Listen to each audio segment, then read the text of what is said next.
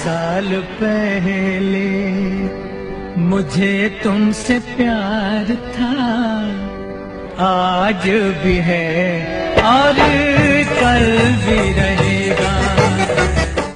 100 साल पूरे हो गए हमारे इंडियन सिनेमा को, कैसा लग रहा है आपको और क्या बोलना चाहते हैं? मुझे तो बड़ा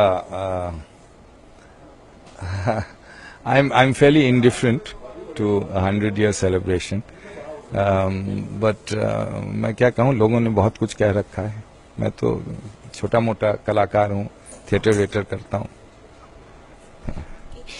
थिएटर काफी मुश्किल होता है क्योंकि फिल्मों में हम टेक्स करते हैं और जो थिएटर होता है लाइव होता है, तो आपसे कुछ डिफिकल्टीज में जानना चाहूंगी। नहीं, थिएटर में डिफिकल्टीज तो होती हैं, जैसे आपने कहा कि ऑडियंस सामने होती है, लाइनें याद की होती हैं, लाइन भी मिस हो जाती है, और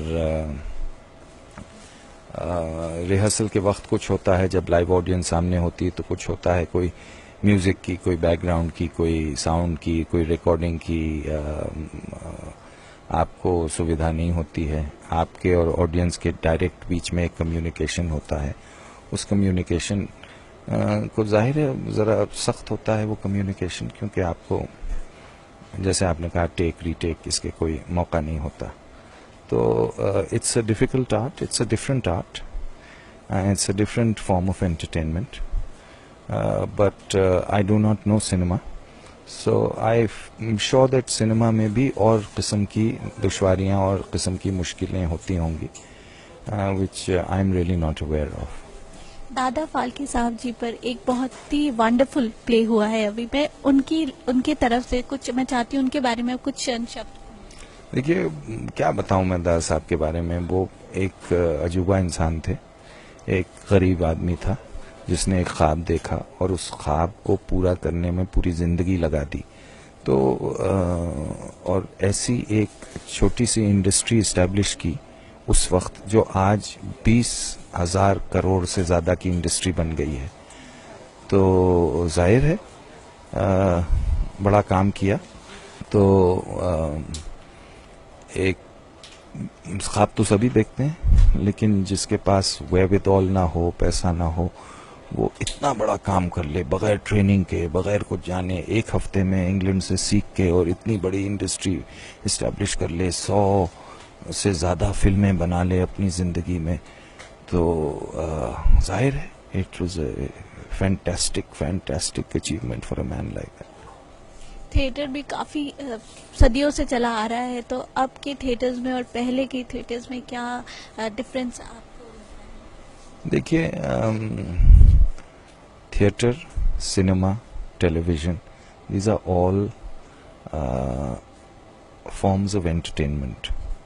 ये एंटरटेनमेंट की एक इंडस्ट्री है, और इन सब चीज़ों में जो बेसिक क्वालिटी है वो कहानी कहने की है। ये बेसिकली हमारे यहाँ हिंदुस्तान में पहले जब सिनेमा नहीं था तो हमारे गांव में चौपाल पे वो किस्सा गोई होती थी। आदमी आता था, चौपाल पे बैठता था, लालटेन की रोशनी होती थी, उससे वो एक कहानी कहता था। एक अकेला आदमी, कोई प्रॉप नहीं, कोई म्यूजिक नहीं, कोई साउंड नहीं, वो एक पूरे गांव को मेस्मराइज कर देता था।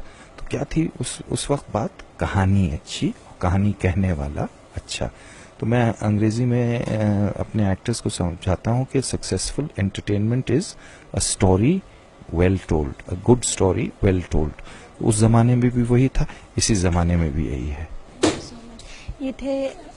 ये थे Aamir Raza Hussain, very talented actor and director. 100 साल पहले मुझे तुमसे प्यार था, आज भी है और कल भी रहेगा।